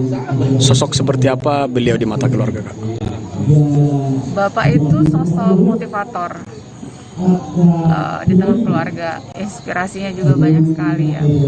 Jadi setiap mengalami persoalan, pergumulan, Bapak selalu bilang, ayo semangat, lanjutkan, kerja lagi gitu. Jadi motivator di tengah keluarga, selalu menyebutkan bahwa nggak boleh patah semangat dan harus bekerja keras untuk mencapai cita-cita. Bapak ini menjadi bapak untuk semua orang, untuk banyak orang. Jadi ketika rekan-rekan dan teman-teman Bapak datang, mereka selalu menyampaikan bahwa Bapak itu menjadi sosok bapak untuk mereka. Nah kan kalau nggak salah ada 5 anak ya di tengah keluarga. Menurut kakak ini anak yang paling ya sayangi siapa? Semuanya lah disayang, 5-5-nya disayang. Tapi memang Bapak sangat memegang erat adat ya. Jadi misalnya kayak kami 4 perempuan, terus paling kecil itu laki-laki, tentu saja akan berbeda sih. Ada beberapa hak dan kewajiban yang memang Bapak udah jelaskan dari awal. Karena Joy laki-laki, ada perbedaan dengan kami. Tapi kalau kasih sayangnya kami rasa sama aja. Ceritakan perjumpaan terakhir dengan beliau, Pung. Ya, terima kasih saudara-saudara sebangsa, seiman di tanah air. Saya mengucapkan terima kasih pada saat ini karena bisa memberangkatkan OP Emeritus Pendeta Dr. Honoris Causa Willem Tupal Pendapotan Semar Mata MA, karena seminggu yang lalu saat saya menjenguk beliau di rumah sakit, kami sempat bercerita sebentar, ya kira-kira 3 menit. Dia masih mendorong saya sebagai pengurus untuk terus melayani umatnya sekuat tenaga demi kebangkitan Kuria Kristen Batak Protestan dan untuk kesaksiannya di tengah-tengah bangsa kita. Dia juga masih sempat bertanya tentang keluarga saya. Itu berarti dia sangat mengasihi kami adik-adiknya yang meneruskan perjuangannya sebagai pendeta. Teladan apa yang bisa diteladani, Pung? Teladan apa yang bisa diteladani dari Opung ini? Keteladanan dari dia adalah ini ada dari sisi kompetensi melayani, tapi satu lagi dari karakter. Ya, terima kasih. Kompetensi melayani dia sangat piawai, apalagi berkhotbahnya. Dia sangat yakin dengan apa yang dikhotbahkannya, dengan gaya dan bahasa yang sangat santun, tapi juga tegas. Tapi dari segi karakter dia orang yang. Semen Padang FC terus mematangkan persiapan jelang dimulainya kompetisi Liga 2 Indonesia musim 2022, Saudara. Selama 1 bulan terakhir, Semen Padang FC juga telah merekrut 24 pemain dan melakukan sejumlah persiapan. Di antaranya adalah menggelar uji coba melawan 2 tim asal Payakumbuh. Semen Padang FC ini menjalani 2 laga uji coba di lapangan BBS Batu Balang, Kecamatan Harau, Payakumbuh. Untuk mengetahui informasi lebih lengkapnya, Saudara, sudah ada Fuadi Zikri, wartawan Tribun Padang, yang akan memberikan informasi lebih lengkapnya untuk Anda. Halo Fuadi, silakan dengan laporannya. Bagaimana persiapan dari Semen Padang FC jelang persiapan untuk ikut dalam Liga 2? Silakan. Baik, terima kasih rekan Nila. Selamat sore Tribuners semua. Memang benar kemarin mulai dari hari Senin tanggal 20 Juni 2022, Semen Padang FC menggelar laga uji coba sekaligus laga persahabatan dengan beberapa klub di Kabupaten 50 Kota. Pertandingan sendiri itu dilangsungkan di kandang BBS Selection atau BBS FC di Negari Batu Balang, Kecamatan Harau, Kabupaten 50 Kota. Selain klub BBS FC atau BBS Selection, ada lagi klub kebanggaan 50 Kota, Gasliko, yang turut beradu tanding bersama dengan klub kebanggaan Ranah Minang ini. Nah, pertandingan pertama Tribuners itu berlangsung Senin sore sekitar pukul 16.00 waktu Indonesia bagian Barat untuk kick off-nya. Itu Semen Padang berhasil unggul 5-1 dengan lawannya BBS Selection. Nah, permainan di awal babak itu didominasi oleh Semen Padang yang mulai menyerang dari awal, kemudian hingga mencetak gol 3-0 di babak pertama. Kemudian di babak kedua, permainan itu sudah mulai imbang, mulai memanas dari kedua klub, yang mana klub BBS Selection juga mulai melakukan perlawanan terhadap Semen Padang, yang pada akhirnya di pertengahan babak terakhir BBS Selection berhasil mencetak gol 1-0 ke gawang Samuel Remas Semen Padang ketika itu. Nah, pertandingan berakhir dengan skor 5-1 dan kemudian pada keesokan harinya pada hari Selasa tanggal 21 Juni 2022, Semen Padang kembali berlaga di lapangan yang sama dengan lawan tanding Gasliko dari Kabupaten 50 Kota. Nah, diketahui Gasliko ini merupakan salah satu klub kebanggaan dari Kabupaten 50 Kota yang kemarin sempat mengikuti laga di Liga 3 Indonesia, namun gugur di penyisihan grup D di Liga 3. Nah, pertandingan melawan Gasliko ini Semen Padang juga unggul dari lawannya itu sebanyak 3-0 dari hingga akhir permainan. Gol pertama di babak pertama gol itu tercipta 1-0. Kemudian di babak kedua gol tercipta 2-0 dari pemain Semen Padang. Untuk permainan sendiri itu didominasi oleh kedua klub, kedua kesebelasan. Bola itu bergulir dari gawang ke gawang yang membuat para penonton antusias melihat bagaimana jalan pertandingan yang sangat panas. Namun Tribuners menariknya di laga ini, di perlawanan Gasliko ini, Semen Padang itu panen kartu kuning, yang mana di sana pemain Semen Padang itu memperoleh 6 kartu kuning untuk pemainnya, sementara Gasliko juga mendapat 3 kartu kuning untuk permainan, karena memang permainan cukup panas, jadi cukup sering terjadi pelanggaran dari kedua klub. Nah, pelatih Semen Padang, Deviandri, mengevaluasi bagaimana jalannya pertandingan dari dua klub ini. Dia menilai timnya, anak asuhnya sudah mulai bermain sangat bagus di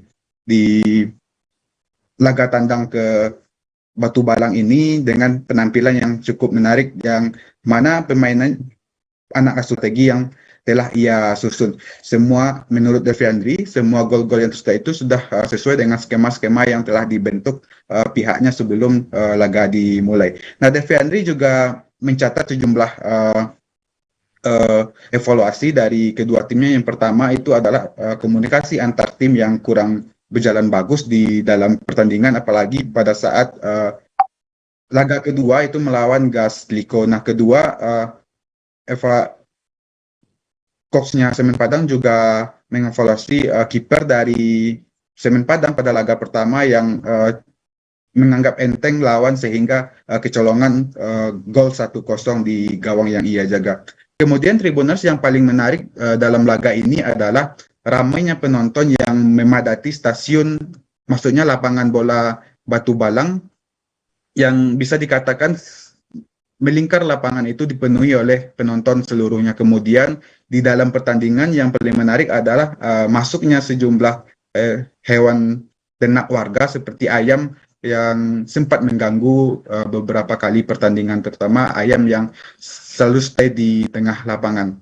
Nah, Tribuners, berdasarkan wawancara Tribun Padang juga dengan Deviandri, setelah dua laga ini Semen Padang akan bertandang ke Pulau Jawa. Itu ada 4 klub yang akan ditantang di sana, baik klub Liga 1 maupun Liga 2 nantinya.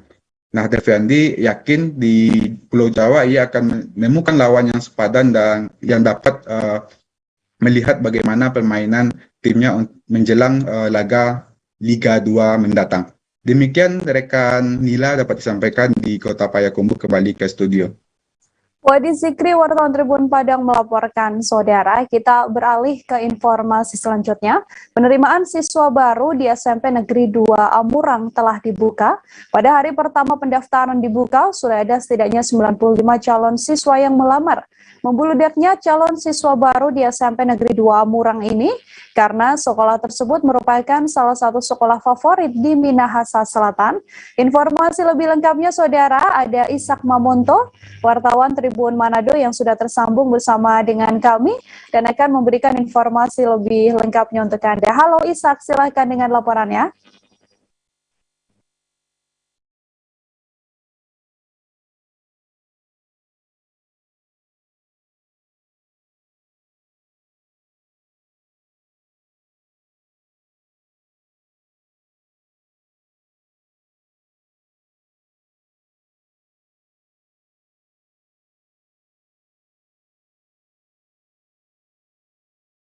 Sore, ada di Kabupaten Minahasa Selatan.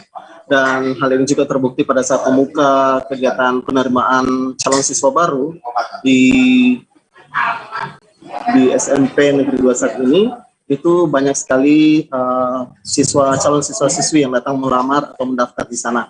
Dan yang menjadi daya tarik dari sekolah ini salah satunya itu sekolah ini merupakan sekolah yang berprestasi atau sekolah prestasi yang ada di Amurang atau di Minahasa Selatan. Jadi ada begitu banyak sekali lomba-lomba yang diikuti oleh peserta didik yang ada di sana dan mendapatkan juara-juara di berbagai bidang yang diikutsertakan di sana.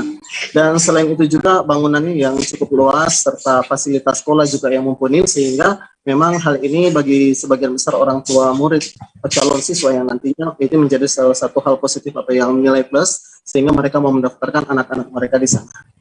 Dan selain itu juga untuk kegiatan-kegiatan ekstrakurikuler yang ada di sekolah ini sangat menarik. Ya, di antaranya ada drum band dan salah satu juga itu adalah latihan musik kolintang serta tarian maengket yang itu menjadi salah satu daya tarik besar juga bagi sekolah ini.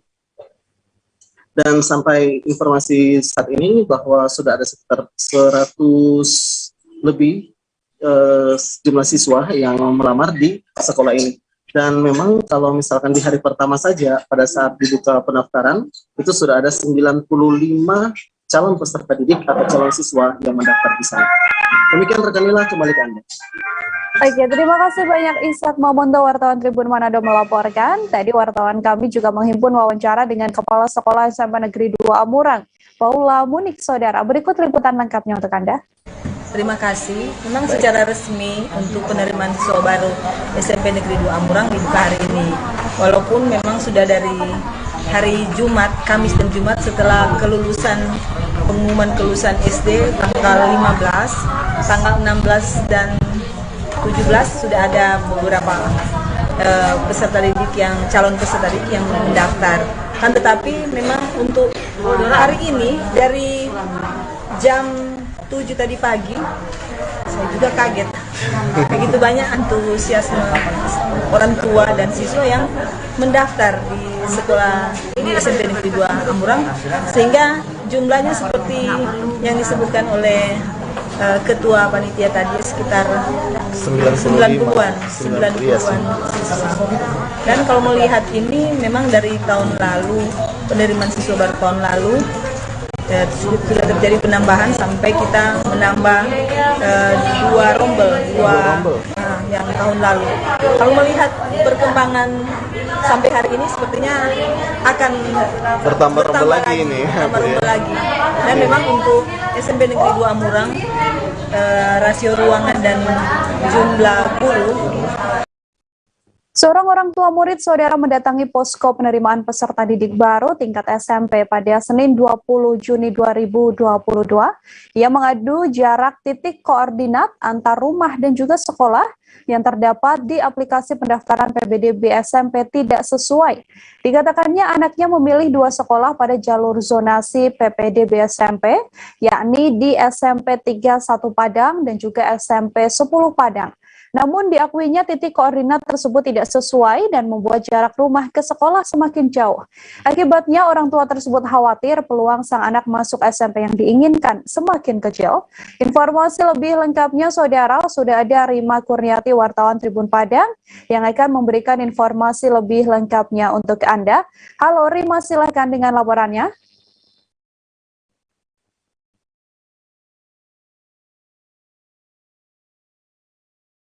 Rima, silakan dengan laporan Anda. Baik Nila, bisa saya laporkan bahwa penerimaan peserta didik baru untuk tingkat sekolah menengah pertama atau SMP di Kota Padang ini sudah dibuka sejak tanggal 20 Juni kemarin. Dan pada PDB kali ini terdapat 3 jalur penerimaan, yaitu pertama jalur zonasi aplikasi. Di aplikasi jarak ke rumah orang tua tersebut dengan sekolah yang dipilih anaknya itu sekitar 1 km, namun di aplikasi itu sekitar 2 km. Perbedaan ini membuat orang tua tersebut peluang anaknya untuk lulus di sekolah yang dipilih akan semakin kecil, karena penentuan kelulusan berdasarkan jalur zonasi ini diprioritaskan yang dekat dengan sekolah terlebih dahulu.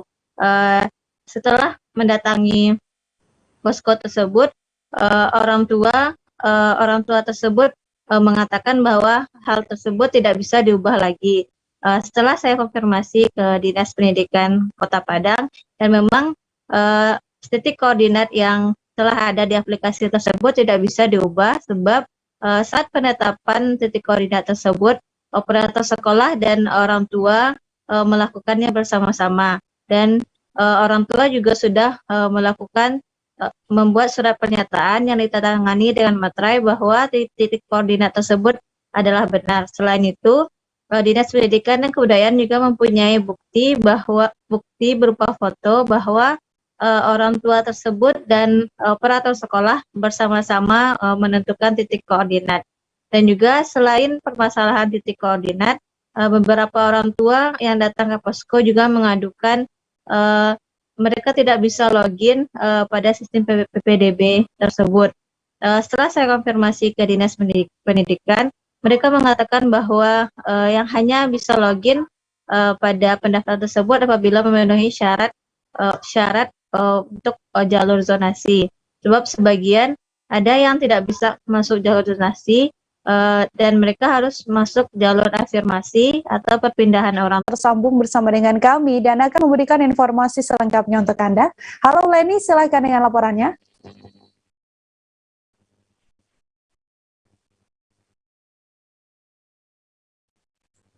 Halo, selamat siang Leni Juwita, silakan dengan laporannya.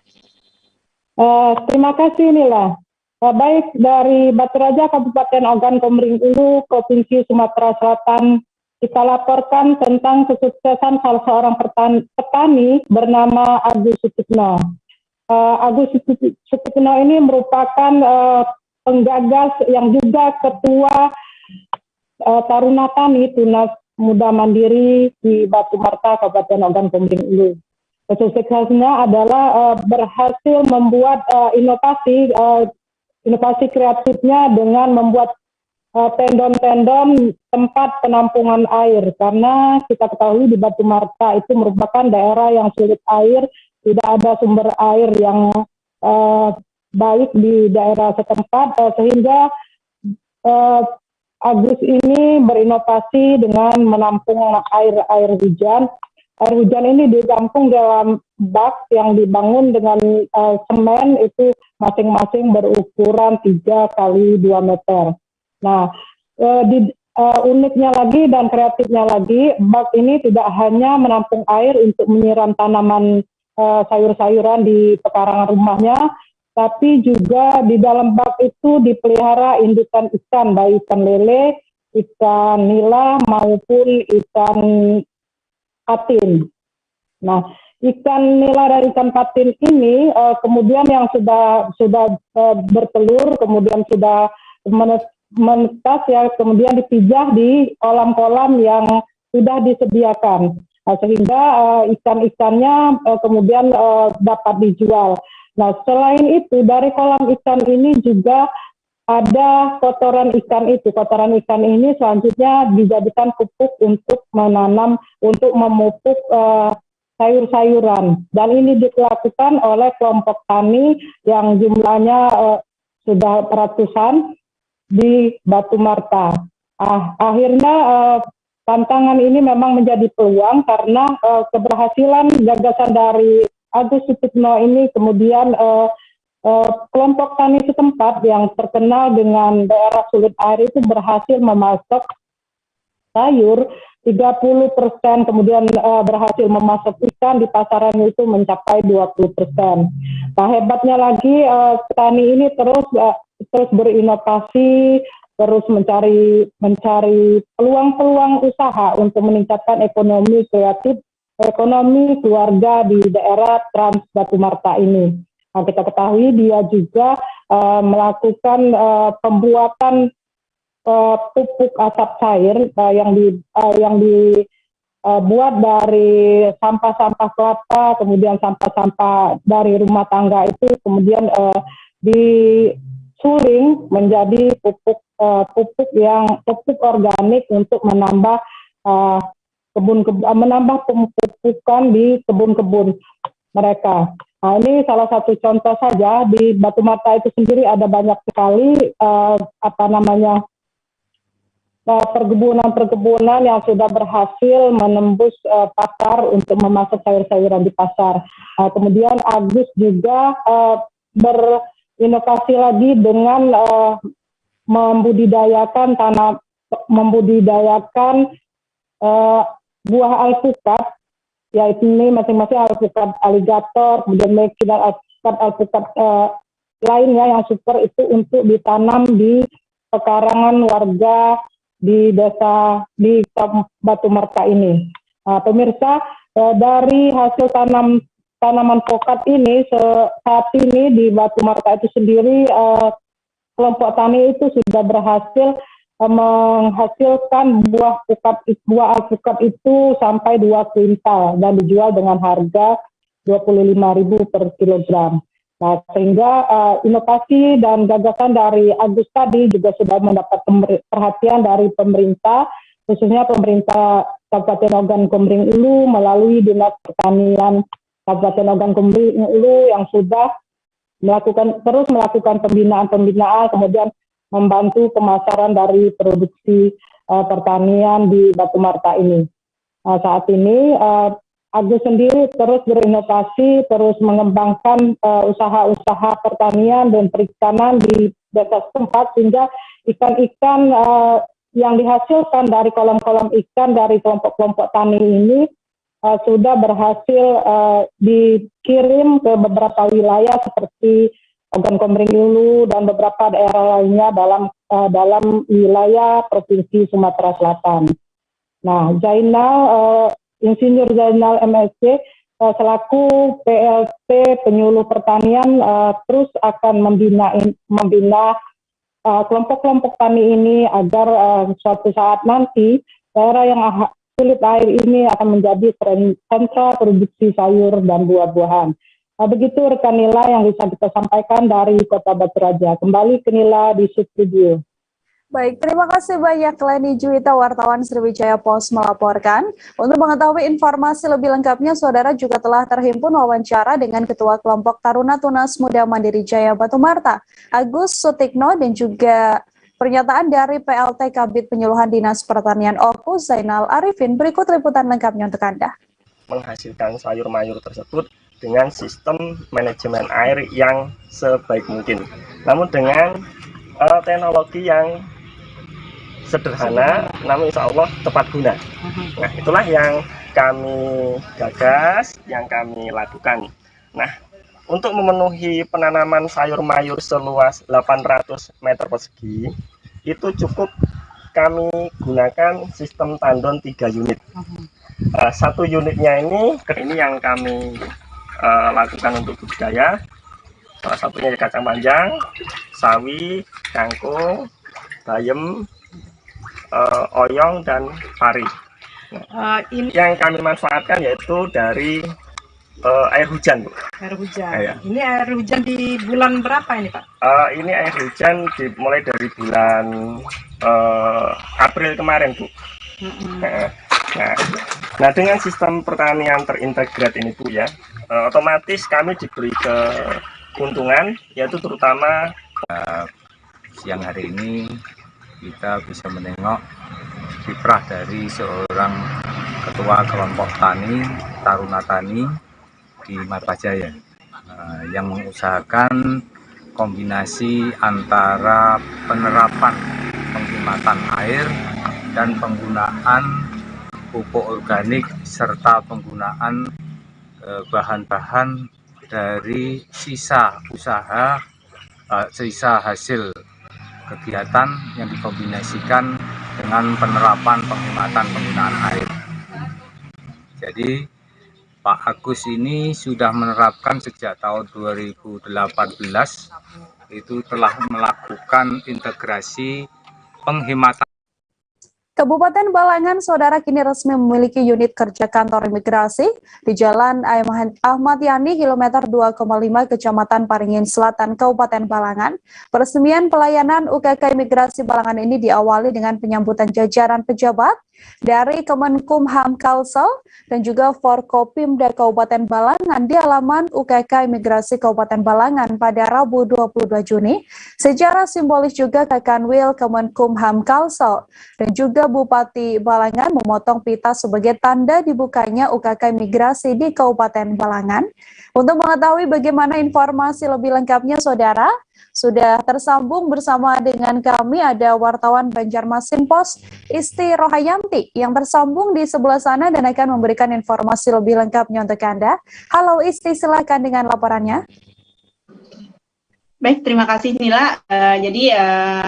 Ini Kabupaten Balangan resmi membuka unit kerja kantor imigrasi di Kabupaten Balangan, tepatnya di Jalan Ayani kilometer. Dan pada saat peresmian dari Kakanwil Kemenkumham Kalsel Lilik Sujandi dan Bupati Balangan Abdul Hadi itu meninjau pelayanan UKK imigrasi yang berlangsung di dalam ruangan, dan mereka juga berinteraksi dengan warga yang melakukan pelayanan di UKK imigrasi.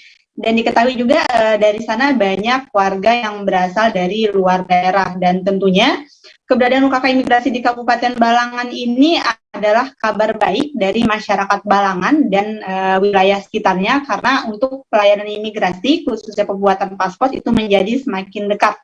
Dan keberadaan UKK imigrasi di Kabupaten Balangan juga didukung aktifnya peran Pemkab Balangan yang kerap mendatangi Kemenkumham agar adanya UKK imigrasi di Kabupaten Balangan. Selain itu, pemerintah Kabupaten Balangan juga berkomitmen untuk memberikan fasilitas baik sarana dan prasarana serta dana operasional untuk UKK imigrasi sebelum nantinya UKK imigrasi menjadi layanan imigrasi secara penuh. Dan pada kesempatan yang sama, Bupati Balangan Abdul Hadi juga berharap agar seluruh jajaran dan aparatur pemerintah Kabupaten Balangan menyebarluaskan berita gembira terkait adanya pelayanan UKK imigrasi di Kabupaten Balangan, baik itu melalui media sosial atau travel-travel yang ada di Kabupaten Balangan. Pada acara itu juga dihadiri oleh jajaran Forkopimda dan ada Kepala Kantor Imigrasi Kelas 1 TPI Banjarmasin serta Kepala Divisi Keimigrasian Junita Sitorus. Begitu, Nila. Oke, terima kasih banyak Isti Rohayanti, wartawan Banjarmasin Pos, melaporkan Saudara terkait adanya layanan unit kerja imigrasi di Balangan yang baru saja diresmikan. Isti juga tadi menghimpun wawancara yang dilakukan dengan pihak terkait. Berikut liputan lengkapnya untuk Anda. Orang tidak mungkin akan berinvestasi perhotelan di tempat kita kalau Balangan belum lagi menjadi tempat tujuan luar daerah datang ke sini. Pak, mungkin apa aja sih yang disiapkan oleh Pemkab Balangan untuk keberadaan UKK imigrasi ini, Pak? Paling tidak seperti yang disampaikan oleh Pak Kanwil tadi, harapan beliau kita dengan DPR berkomitmen untuk pembiayaan pelaksanaan UKK dari tahun ke tahun sampai menjadi migrasi penuh, dan pada waktu itu bukan menjadi tanggung jawab pemerintah daerah lagi. Kami dengan Pak Ketua DPR kemarin ke Kementerian Hukum dan HAM meyakinkan komitmen bahwa daerah berkomitmen gitu. Berarti untuk SDM-nya juga ini masih dari Pemkab, dari pemerintah Balangan ya? Iya, tapi dilatih oleh imigrasi. Jadi mereka kita mengurus terkait dengan layanan paspor. Tentu untuk masyarakat dari luar yang akan datang juga melaporkan terkait dengan izin tinggalnya. Nah, inilah jadi unsur layanan paspor dan juga pengawasan orang asing. Ini akan menjadi salah satu perangkatan yang kami layani. Jadi ini termasuk pengawasan asing. Khususnya ini kan ada perusahaan berbayar yang sehingga teman-teman yang dari masalah pekerja yang disebut jual atau sebaliknya pekerjaan dari asing itu akan lebih mudah melaporkan tentang izin tinggalnya atau tidak layanan paspornya yang akan berbuat. Pak, Balangan ini kan salah satu wilayah yang berdekatan dengan provinsi tetangga kan. Ini apakah masyarakat di Kalimantan Selatan juga bisa menikmati layanan? Sangat bisa. Layanan keimigrasian itu bersifat nasional dan terbuka. Artinya walaupun kantor ini ada di sini, tapi semua masyarakat bisa mengakses di sini. Terlebih juga layanan keimigrasian sebenarnya sudah berbasis paspor online, visa online. Toilet SPBU yang berada di Jalan Cadas Kukun, Kabupaten Tangerang menarik perhatian masyarakat, saudara. Bukan diketahui masyarakat karena hal buruk, melainkan karena mewahnya tampilan toilet yang bahkan menyerupai toilet pada hotel berbintang di ibu kota Jakarta. Seluruh dinding seisi toilet memiliki keramik berwarna coklat. Lantai toilet tersebut juga menggunakan keramik bernuansa batik khas Indonesia. Penggunaan keramik pada lantai dan dinding toilet ini juga tidak hanya di area depan saja, namun juga pada wastafel hingga ke dalam toilet atau kamar kecil. Untuk mengetahui bagaimana mewahnya toilet di SPBU Pasar Kemis ini, saudara, sudah ada wartawan Warta Kota, ada Gilbert Sam Sandro, yang sudah tersambung bersama dengan kami dan akan memberikan informasi lebih lengkapnya untuk Anda. Halo Gilbert, silakan dengan laporannya. Ya, baik, Nila. Toilet pada stasiun pengisian bahan bakar umum atau SPBU Pasar Kemis, Kabupaten Tangerang sedang ramai diperbincangkan masyarakat karena fasilitas yang dinilai mewah dan menyerupai fasilitas pada hotel berbintang di ibu kota Jakarta. Dari pantauan wartakotalive.com, toilet dari SPBU Pasar Kemis tersebut berada di Jalan Cadas Kukun, Kabupaten Tangerang. Cadas Kukun, Pasar Kemis, Kabupaten Tangerang. Dari keunikan-keunikan yang terdapat pada toilet ini sendiri bisa dilihat dari awal sebelum masuk ke dalam area dalam toilet, di mana pintu luar toilet sudah terpasang keramik dan juga ada sebuah lampu yang berkilau yang cukup mewah di area masuk menuju toilet tersebut, di mana selanjutnya semua seluruh dinding di dalam toilet tersebut dipasang keramik-keramik berwarna coklat dan lantainya menggunakan keramik bernuansa batik. Dan bahkan penggunaan keramik pada dinding dan lantai di toilet ini tidak hanya pada di area depan, hingga ke masing-masing kamar kecil atau toilet yang berada 4 buah di dalam toilet umum tersebut. Di depan pintu toilet terdapat wastafel khusus pria dan wanita, yang mana di depan wastafel tersebut terpasang masing-masing terpasang cermin berukuran sedang berbentuk oval, dan kemudian hiasan lampu-lampu yang berkilau ditambah dengan pernak-pernik seperti bunga hias dan kembang berwarna merah semakin memperindah tampilan toilet umum tersebut. Lampu kemudian ada 2 buah cermin berukuran besar, bak layaknya cermin yang biasa digunakan oleh para perias artis profesional atau makeup artis profesional, yang mana cermin berukuran besar tersebut di sekelilingnya terpasang lampu berwarna putih yang sangat mengkilau hingga menampilkan gambar menarik saat pengunjung datang untuk melakukan berfoto selfie. Selain cermin dan lampu hias itu, cermin dan lampu hias tersebut, ada juga lukisan-lukisan yang terpajang pada dinding-dinding keramik, yaitu lukisan-lukisan wayang. Di salah satu sudut toilet juga terdapat 1 buah sofa, yang di kanan kirinya terdapat sebuah bunga hiasan bunga, yang mana sofa tersebut dapat digunakan oleh pengunjung untuk berfoto, sebab background belakang dari sofa tersebut adalah sebuah lukisan ataupun foto akan wayang. Salah seorang petugas dari SPBU Pasar Kemis, Denny Supiyatna, mengatakan toilet tersebut memang baru setelah beriringan dengan pembukaan dari SPBU Pasar Kemis.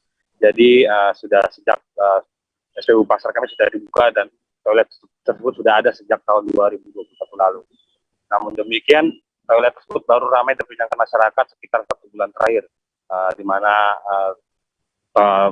kerap kali muncul tayangan-tayangan video yang menunjukkan kemewahan dari toilet ini sendiri. Denny mengatakan toilet ini dapat digunakan gratis untuk semua pengunjung. Namun demikian, syarat wajib yang dipenuhi oleh pengunjung adalah menjaga kebersihan, karena memang toilet pada umumnya toilet umum di SPBU lainnya yang mana identik dengan kumuh, kotor, bahkan bau tak sedap kerap muncul. Jadi untuk mempertahankan estetika ataupun keunikan dari toilet ini mewajibkan untuk setiap para pengunjung menjaga kebersihan. Selain itu, pengunjung yang datang ke toilet ini juga bukan hanya masyarakat yang sekedar mampir saat ketika sedang melakukan pengisian bensin di SPBU Pasar Kemis. Namun juga ada memang yang datang dari luar Kabupaten Tangerang, khusus datang ke SPBU Pasar Kemis bukan untuk mengisi bensin, mengisi bahan bakar, namun untuk mendatangi toilet tersebut. Menurut Denny, pengunjung tersebut datang untuk mempelajari soal keunikan toilet yang teristimewa ini untuk dipasang di rumah salah seorang pengunjung tersebut. Dan para pengunjung juga mengapresiasi keunikan dari toilet itu sendiri karena memang mematahkan identik atau ciri khas toilet umum di setiap SPBU pada umumnya. Demikian yang lapor sampaikan. Oke, terima kasih banyak Gilbert Sam Sandra, wartawan Warta Kota melaporkan terkait mewahnya sebuah toilet yang ada di SPBU Saudara. Untuk mengetahui informasi selengkapnya telah terhimpun wawancara dengan petugas SPBU Pasar Kemis, Denny Supiatna. Berikut liputan lengkapnya untuk Anda. Daerah Leles, Jalan Raya Cadas Kukun. Ya? Jalan Raya Cadas Kukun. Jalan Raya Cadas Kukun. Daerah? Daerah Pasar Kemis. Pasar Kemis, kabupaten berarti ya? Enggak, kecamatan. Kabupaten Tangerang maksudnya? Kabupaten Tangerang ya. Oh, Kabupaten Tangerang. Nah, itu dia nih Bang Denny. Ini lagi rame nih Bang Denny. Kira-kira kemarin ini rame TikTok gara-gara apa nih Bang Denny? Karena konsepnya sih beda nih ya. Toilet ini yang udah kayak toilet hotel dibilang ya. Itu emang udah baru apa dari kapan nih Bang Denny? Belum lama juga sih. Baru ada 1 tahun lebih lah. Tahun lebih? Ya, jadinya toilet ini? Iya, dari awal buka SPBU ini. Oh, tapi rame baru viralnya itu akhir-akhir ini apa emang udah rame aja dari dulu banyak yang ngunjungin Bang? Baru-baru ini sih, udah 1 bulan lah. Oh, berarti emang udah ada dari setahun gitu ya, tapi baru rame aja ya.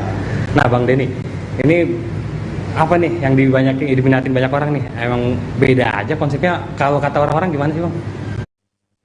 Jelang perayaan Hari Raya Idul Adha, Saudara, harga cabai dan bawang merah semakin mahal di pasar Kabupaten Nunukan. Hal ini membuat para pedagang khawatir untuk memasok cabai dan bawang merah dari Sulawesi Selatan dalam jumlah besar.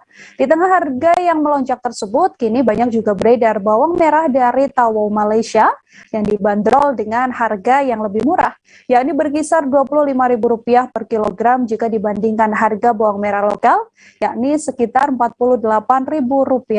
Untuk mengetahui informasi selengkapnya, ada Febrianus Felix, wartawan Tribun Kaltara, tersambung bersama dengan kami dan akan memberikan informasi lebih lengkapnya untuk Anda, Saudara. Halo Febrianus, silakan dengan laporannya.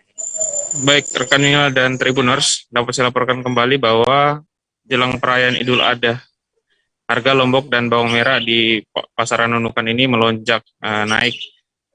Hal itu membuat para pedagang khawatir untuk memasok lombok dan juga bawang merah dari Sulawesi Selatan dalam jumlah yang besar.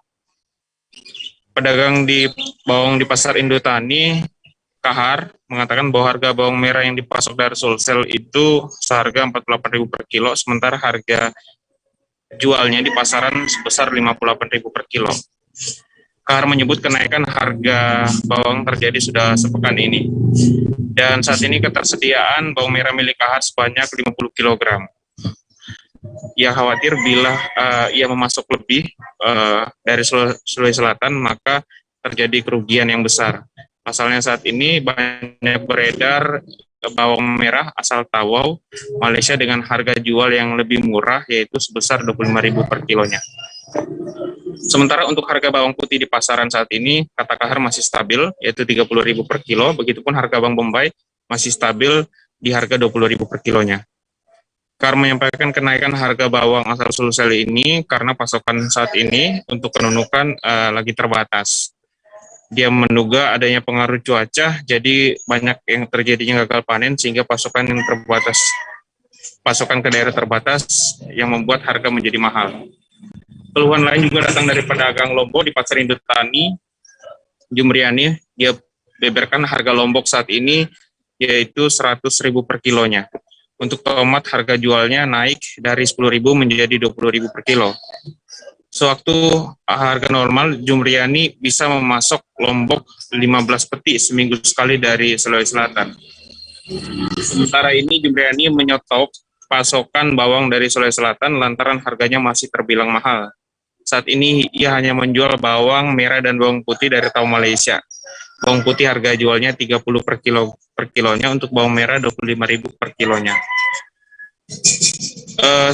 Sebelum harga naik bawang merah, Jumriani bisa memasak bawang merah itu 10 sampai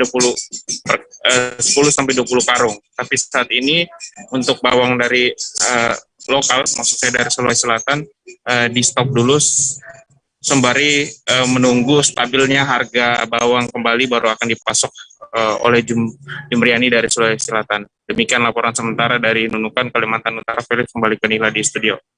Febrianus Welis, wartawan Tribun Kaltara melaporkan, saudara, terhimpun pula wawancara dengan seorang pedagang bawang di Pasar Inhutani Nunukan dan juga pedagang Lombok di Pasar Inhutani Nunukan. Berikut liputan lengkapnya untuk Anda.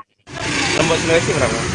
Kalau eceran ya 100.000 per kilo. Itu kalau dibeli di Sulawesi berapa? Modalnya 70-an lebih gitu. Lebih berapa? 78.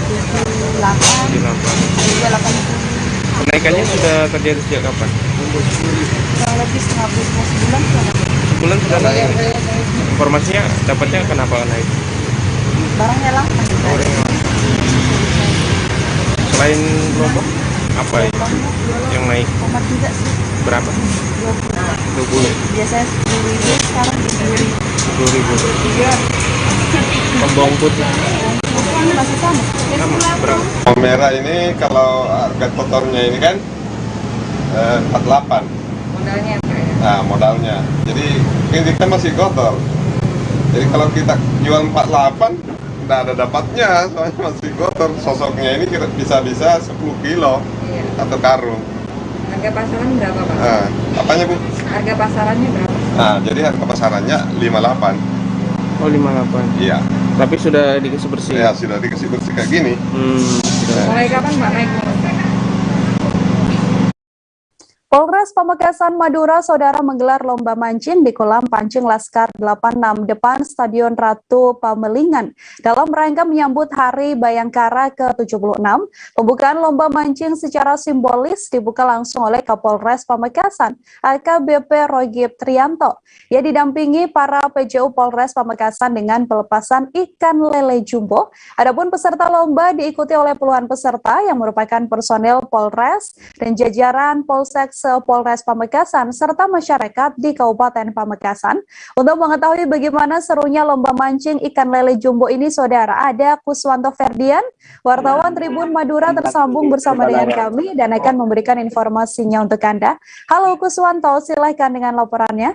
Baik, terima kasih rekan Nila. Bersama dengan saya Kuswanto Ferdian, reporter Tribun Madura.com di Kabupaten Pamekasan.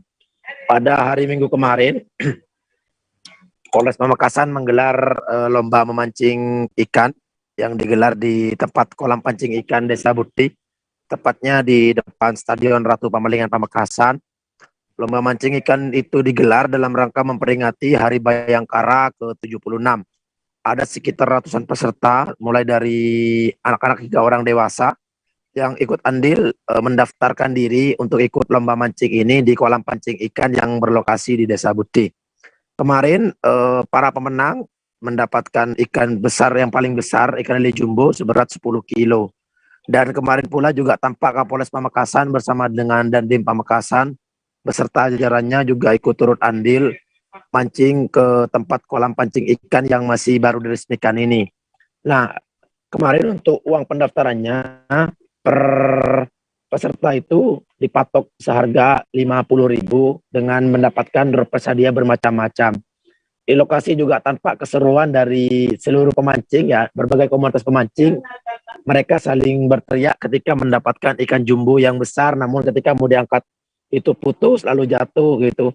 Terus kemarin juga dari Pak Kapolres yang ikut andil juga ikut memancing, ternyata beliau juga tidak dapat carian penuh begitu. Jadi keseruannya sangat seru kemarin waktu pegelaran lomba mancing ikan ini.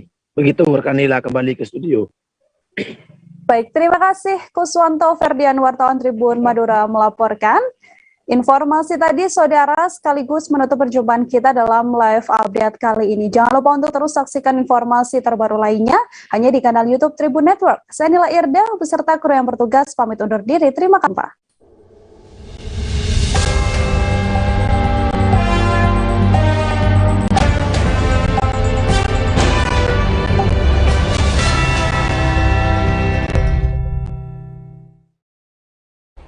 lupa like, subscribe, dan share ya.